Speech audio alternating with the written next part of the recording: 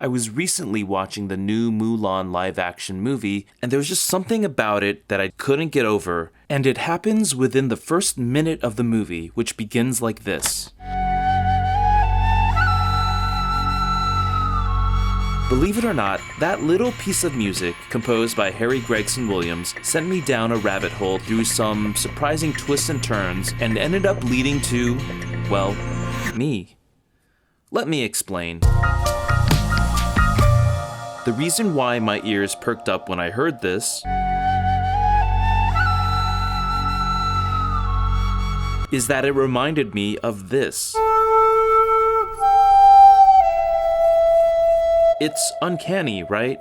And I'm not the only one who thinks so. Jonathan Broxton of Movie Music UK writes, the Mulan 2020 theme does have a distracting similarity to Rachel Portman's 1993 score to the Joy Luck Club, which is something of an irony as Portman was originally supposed to score Mulan in 1998 but had to leave the project due to her being pregnant. Maybe we were destined to have a Portman melody in a Mulan film all along. Notable for, among other reasons, being the first woman to win the Oscar for Best Original Score, Rachel Portman would later score another Chinese theme film, Snowflower and the Secret Fan, which uses a main theme that also begins with a variation of the Joy Luck Club melody.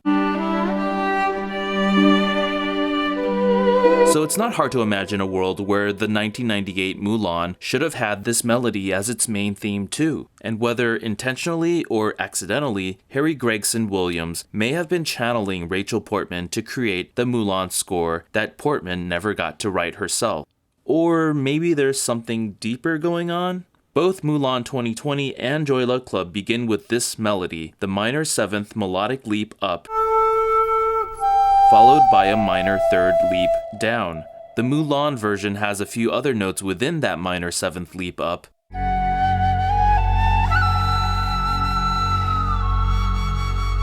But overall, I hear that minor 3rd as a mere pit stop on the way to the main destination of the minor 7th.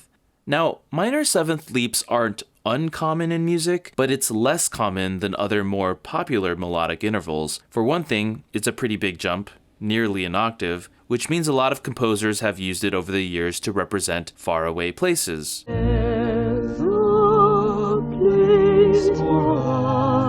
Even places as far away as space. But in each of these cases, the minor 7th is not followed by a minor 3rd down. In fact, the preferred continuation of the minor 7th leap is to go down, but only by a major 2nd or a minor 2nd.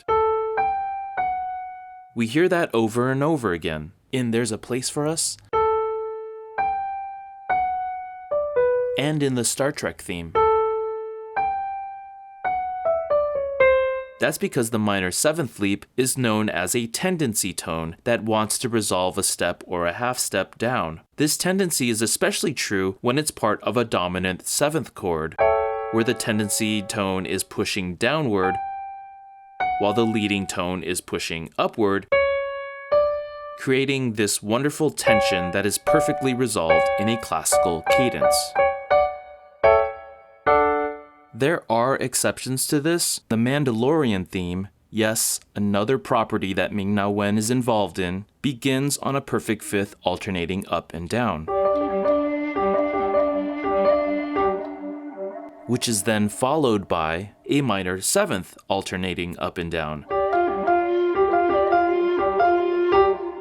which is never resolved, giving it a feeling of an unforgiving, faraway place. Similarly, the Mulan-Joy Luck Club minor 7th does not resolve a half step or a step down. Instead, it leaps a minor 3rd down.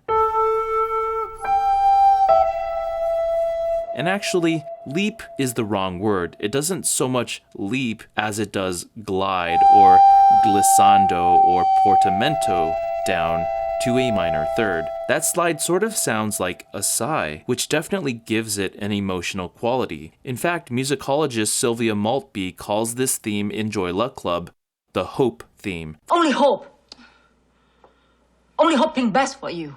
For the way it underlines the hopes and dreams of the immigrant mothers who want a better life for their kids. And this isn't unprecedented. Wagner, the composer most known for his use of leitmotifs, said that the minor 7th leap represents the love of a woman. So maybe it shouldn't be surprising that the other time I could find an example of this melody was in the Heights, when Usnavi sings Abuela, which is the Spanish word for grandmother, and Abuela Claudia is also an immigrant woman like the Joyla Club mothers. So somehow this theme has the ability to resonate across time and cultures, but it resonated with me especially, and maybe it was because Joyla Club came out around the time when I was in my early teens, making me more susceptible to its musical charms. Or... okay, let's talk about the elephant in the room. I mean, the obvious connection here is that both Mulan and Joyla Club take place either partially or entirely in China and center either Chinese or Chinese American stories, and I also happen to be Chinese American.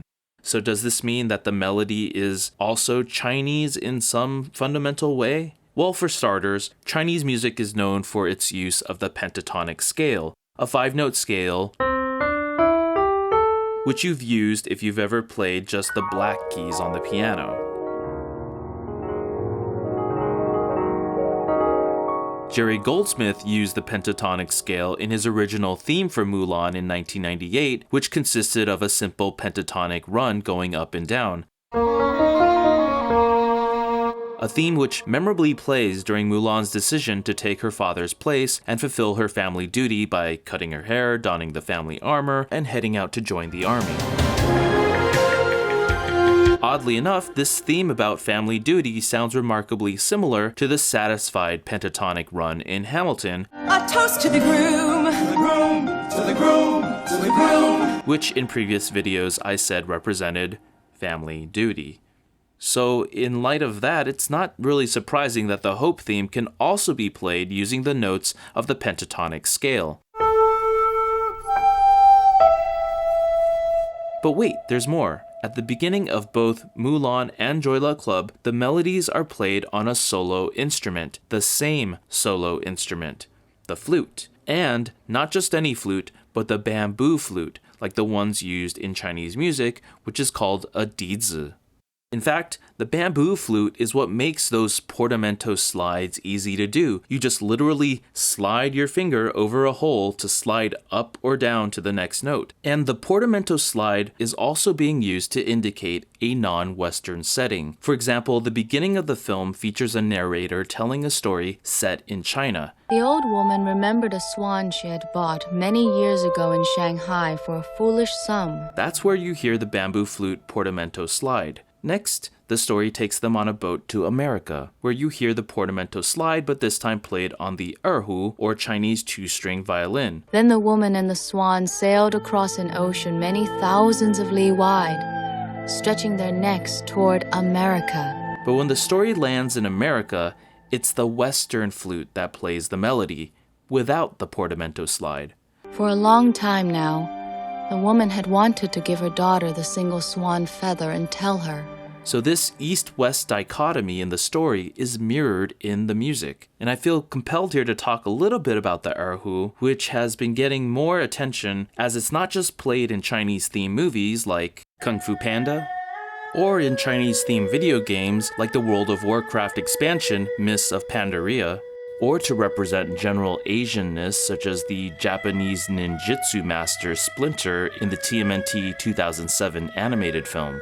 Fun fact, I was actually assistant to the producers on that film.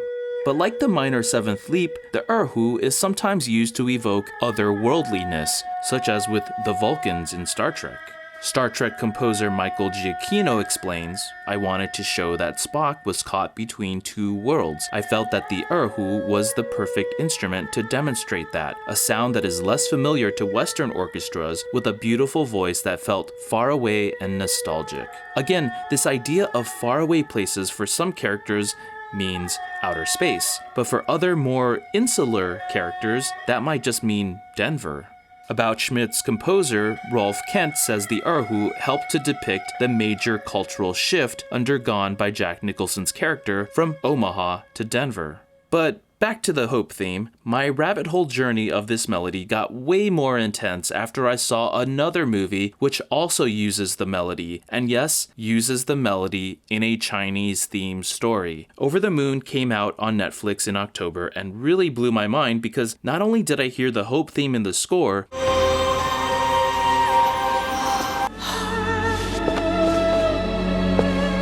but later it became the main motif of a song sung by Broadway's own Philippa Sue, that's right, Eliza herself, and Conrad Ricamora, who both sing it partly in Mandarin Chinese.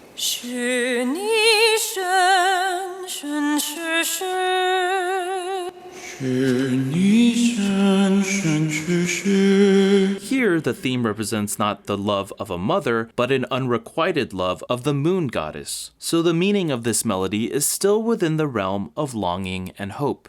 Now, it'd be easy to say Mulan and Over the Moon simply were inspired by and or paying homage to the earlier Joy Luck Club, but that doesn't answer the question of why it resonated so much with me. So I was determined to listen to every note of Chinese music ever written to figure out where this Hope theme might have been used.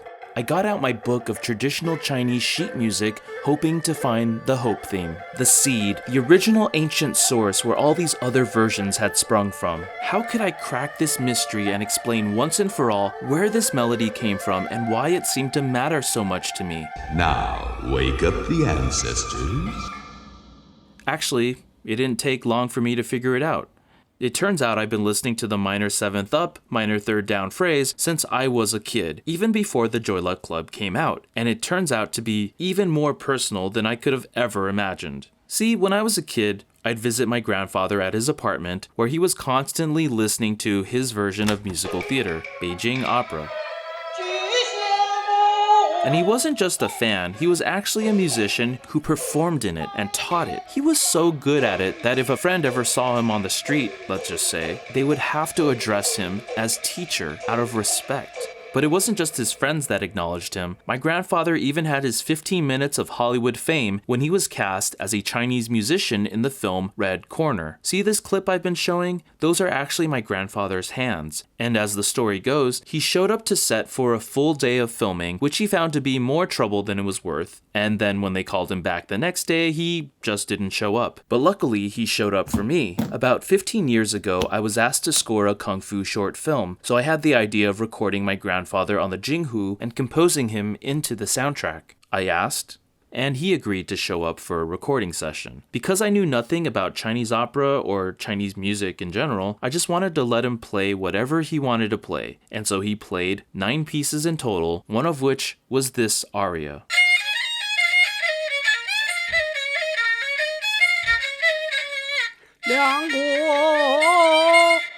Did you hear that?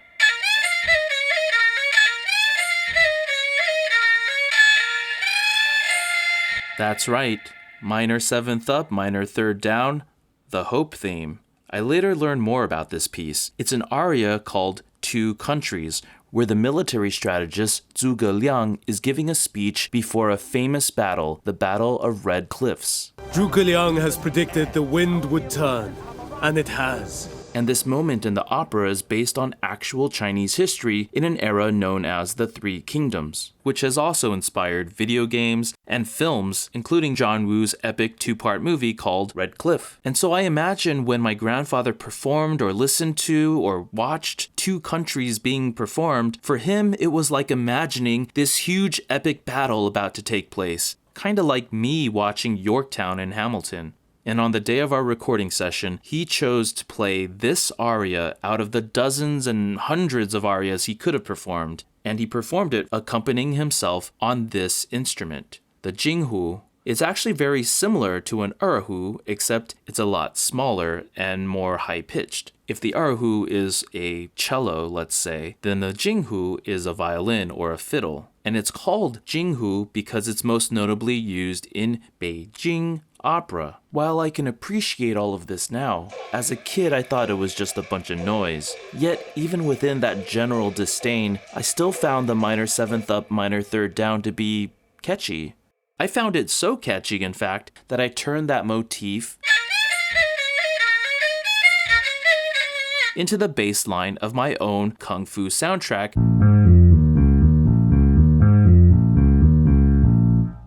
which made it into the final cut of the short film.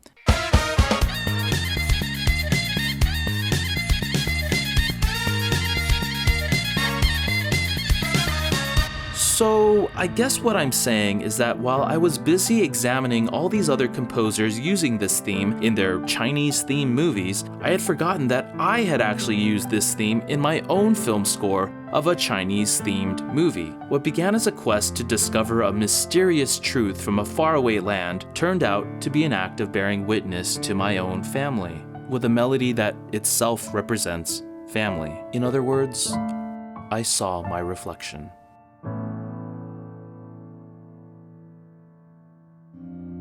Thanks for watching, and thank you for subscribing to this channel, which now has 50,000 subscribers.